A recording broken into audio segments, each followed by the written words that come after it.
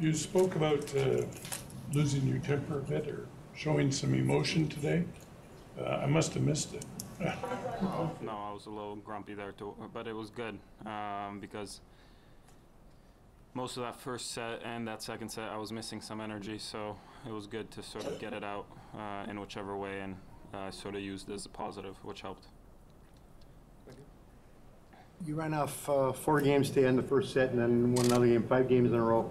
Was there something at some point that you spotted that changed your strategy, that turned it around for you? I think sort of that, you know, back up against the wall was the last chance I had in the first set, and I just wasn't putting any balls in, and I just made him play a few, and he sort of started a little bit to just doubt himself because he wasn't in any rhythm either. Played a poor first game, and I think it was like 15 minutes later, it's all of a sudden 5-4 him serving for it. So I just made him have to beat me there, and he sort of wasn't able to do so. On your path to a comeback, how big is this win and the way you won at the end? Oh, a lot of things were very good. I just have to, the same thing, I gotta be disciplined with myself to put a good level consistently throughout from start to end.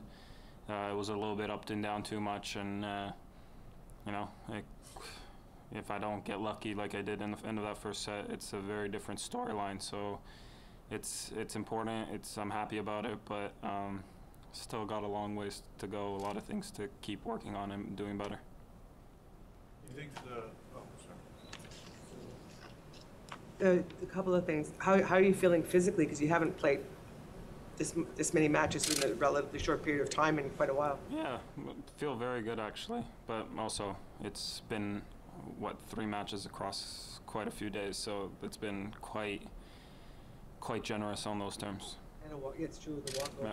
The other thing is it over dramatic to think that the first match, playing your young countryman, the kid you used to watch as a 6 to 7-year-old, almost gave you a little bit of a spark to get into the tournament right away? Like, you don't want to lose to that guy. Yeah, the pressure of it. It sort of was on the end of things. I think that also, at the end of that match, there was some kind of sense of relief as well to get through that, especially with not just everybody else, but myself questioning myself, how things were going to come along, and then, you know, second match also, I was a little bit borderline there, and I put it together today as well. So there's been a lot of moments of relief that have occurred throughout this week so far. do you feel like your game is where you want it at this point of the tournament, or do you wish you had played like that match that got walkover and maybe some moments early? I'm in the semis. I'm happy with that, and I know I can play better, and hopefully I can do that tomorrow. What are your expectations coming into this tournament, considering where you've come from and the injury you've been through? Was the semi-final something that you realistically expect? I don't know. It was possible. I don't know. Don't know what I expected. I knew I could play much better than I did over the last weeks. So. You know, it's tennis is a little different now than it was 2-3 years ago. There's a lot more openings and draws and these kind of things, and you just got to step up and you got to take them. It's not, you know, there's been one guy that's been doing consistently well, whereas before it was always 2, 3, sometimes even if you look further back, 4 guys that were sort of shortening the draws on everybody. So. It opened up in its own perspective, and I just made the most of it. In my opinion, to your significant credit, you've gone to a lot of places, a lot of coaches to try and advance your game. Could you just take a minute and talk about working with Goran, and also what's it like working with someone who is from where your family originally was? Does that resonate in any way? And of course, talk about his input in your game. Yeah, the one thing he has done is he's made the objectives very clear with me and tried to really simplify things, just so I can stick to the things I know how to do well, not try to overcomplicate my tennis at this moment, and just really, when you make a decision, go for it. Don't question yourself. Don't think about the what ifs what should I do, what shouldn't I do, just stick. And I think he's well aware. He's come back from injury many times that, you know, doing the things with conviction is the most important thing at first. And then obviously I've worked with a lot of, let's say, people from where my parents originated and grew up and where I was born. And the mentalities are the same in a lot of ways, similar to maybe a little bit more outspoken than my parents were back home. But it's with an ease. You know, I worked with Ivan before. I worked with fitness trainer for 4 years in Dalibor. So the 3 guys I have here with me this week are all from Croatia. So it's been some sense of familiarity. In a way, is it a relief just to try and simplify it and make it just sort of minimalist approach to the game? Yeah, I think it's what I need more than anything. And at the end of the day, my tennis should not be complicated. First chance I have, go forward, try to serve well, and rip the ball when you got a chance. Figuring this out now.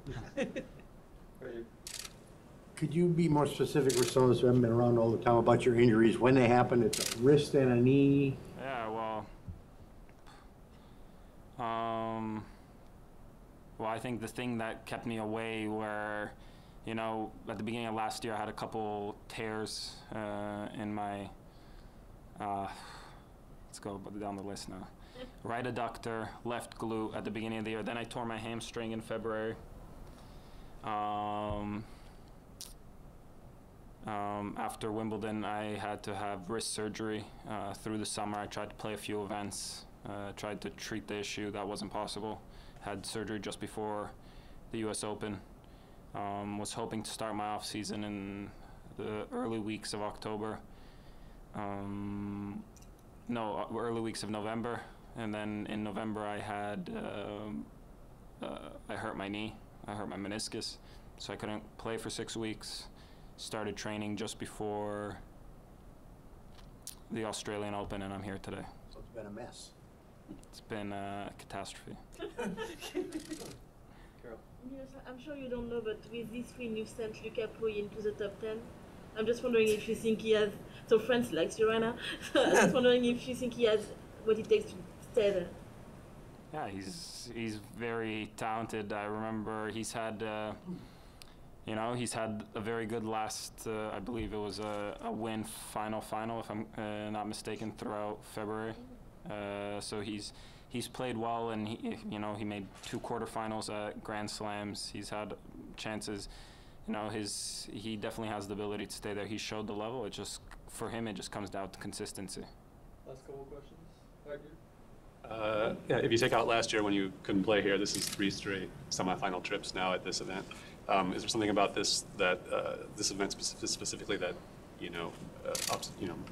makes you play at a high level? Honestly, I just have a personal calm at this event, maybe compared to others. It's a little bit quieter here. It's easier just to be around the tennis. You don't have to fight through traffic to get here. You get here with ease. So I think that just gives me a personal calm. I think the conditions help. Obviously this year it's a little bit more, quite a bit slower than it has been in the past, but the ball still moves through the air even though the court slows it down a bit, but it's always bounced high. So I think there's been a lot of different things that have contributed to me feeling comfortable here. Last question. All right, thank you guys. Thank you.